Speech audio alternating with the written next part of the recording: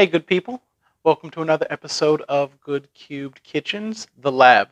I'm your host, Yassine Butler, and today we are going to be making one of my favorite dishes. This started out as a Jamaican rundown soup, but I completely botched it, and what I ended up with is a salmon bisque. It's made with coconut milk instead of dairy, so for those of you who are like me who are lactose free, really works out really great. It comes out creamy. It's really delicious, great, strong flavor. So let me show you what you need to do. First thing you're going to do is take some butter, about 2 tablespoons, and put it in your pan so that it can start to melt.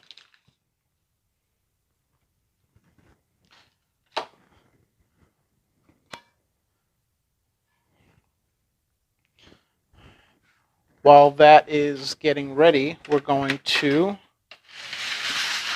get our vegetables going. So I'm going to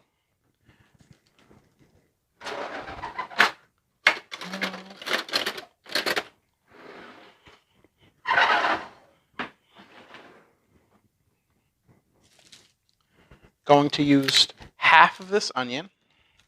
Only half because you don't want it to be overpowering. Boom.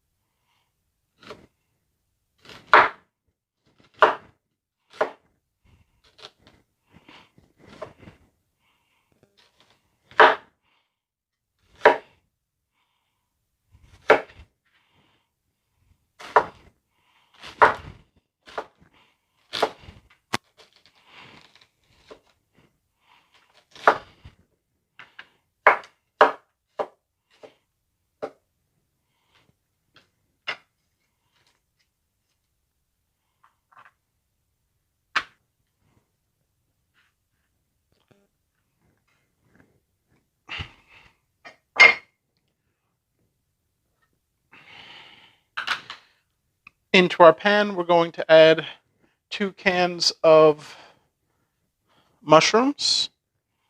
You can use fresh. Can is what I had on hand. Turning up our heat back to medium. Now we're going to slice our squash into rounds. I like the rounds in my soup.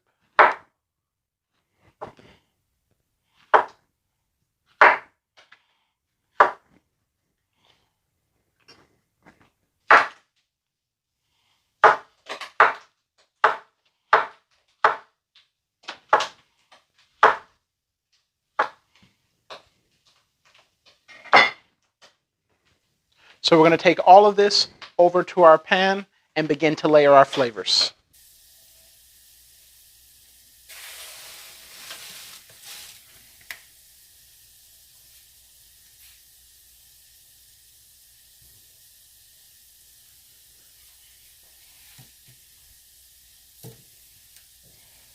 Turning our heat up to high. That way the mushrooms can begin to release all of the excess liquid that they're still holding on to. As they get hotter, you'll hear them begin to pop, kind of like popcorn. That is the excess liquid being released from their pores very quickly, even causing them to pop out of the pan. We'll give them one quick stir before we begin to add over our onions. We're not going to allow our onions to caramelize, just to sweat. Oh, you don't go in the pool yet, little buddy. So, adding all of our onions over, we're going to give them a stir and about 30 seconds to a minute before I start adding my seasonings over.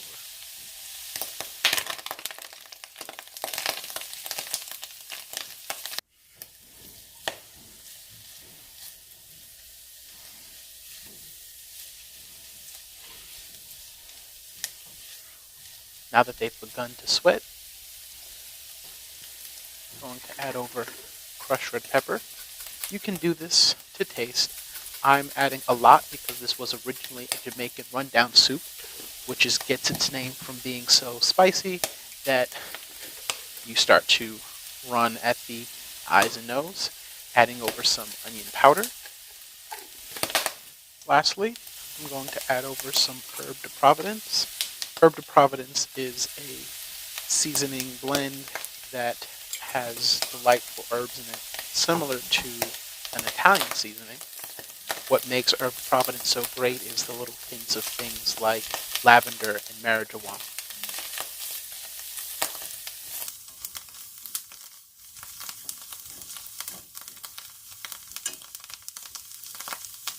As you know, I like to play with my food, and so I stir constantly for about 3 or 4 minutes, but you could allow this to sit if you lower the heat. Now I'm going to add over a large can of crushed tomatoes. This was the first mistake that I did make. It is best to use diced tomatoes and to drain them, but because I didn't have any diced tomatoes on hand, I used crush. It would have been better to use 3/4 of this can instead of the whole can.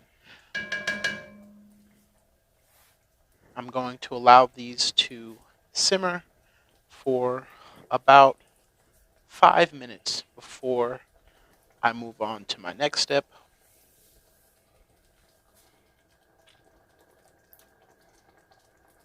While our tomatoes are getting to know the rest of our flavors, we're going to chop up our fish. Now our fish is par frozen on purpose because I like to allow them to get to defrost and cook slowly. It helps to keep them from overcooking while allowing them to add a really good flavor to.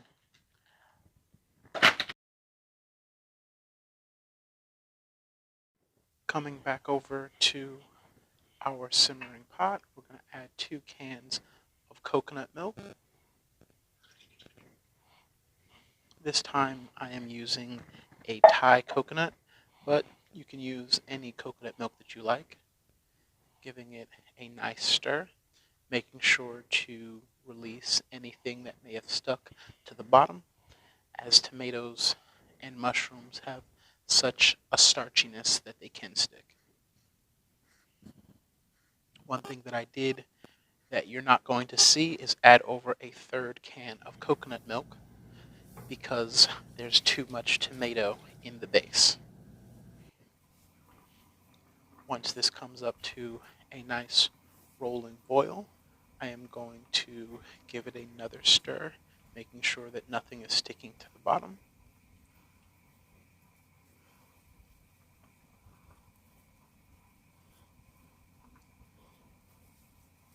I absolutely love how light and pale the colors get at this point. It already looks like there's some salmon in it because of the nice salmon color that it develops. If you do this the correct way, which is to add over a large can of drained diced tomatoes, this will only take about 25 to 30 minutes to reduce. Going to add over our yellow squash. You may be wondering why our yellow squash looks like it's already taken a dip. It's because it did. I decided to fish it out as soon as I put it in because it needed to reduce more so that my squash wasn't all mushy.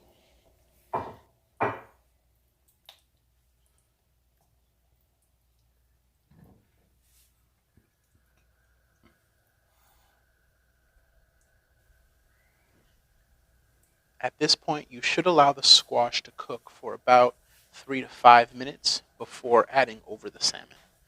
I made the mistake of adding the salmon over right away. Wasn't a great idea. If you make the mistake of adding your salmon over right away, what you can do is turn your heat off, cover your pot, and allow everything to cook without any additional heat. That will save your salmon and your squash bringing them both to completion without overcooking either one.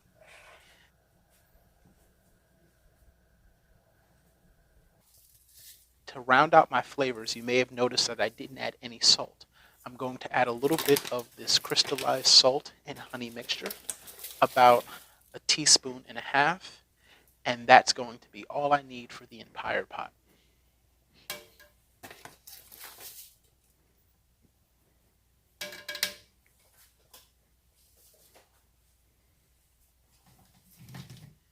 Give that one final stir, allowing that salt and the honey to get all the way through the entire pot.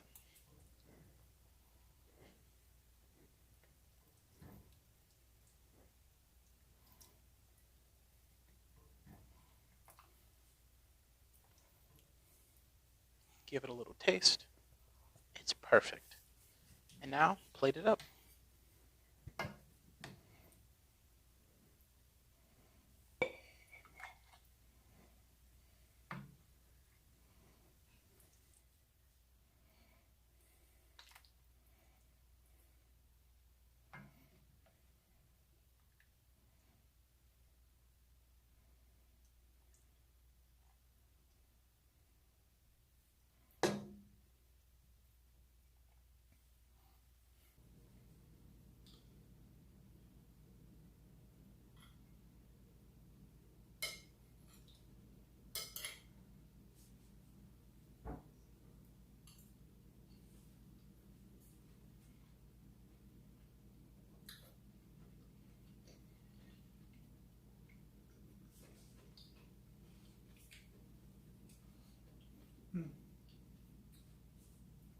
The way the flavors blend together in this dish is just magnificent. The yellow squash, the tomatoes, and the onions have a wonderful relationship. They marry together so well.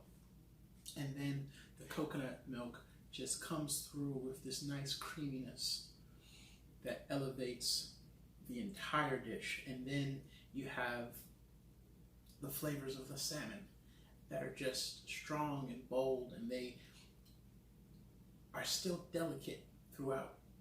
One thing that I didn't do this time that I suggest you do is go to your local fish market and grab some fish heads. Allow some fish heads to cook in your base.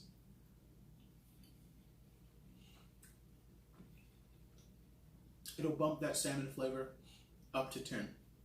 Right now, the salmon flavor is about a good 7, but fish heads bumps it up to 10, and it brings the whole dish alive to a whole new level.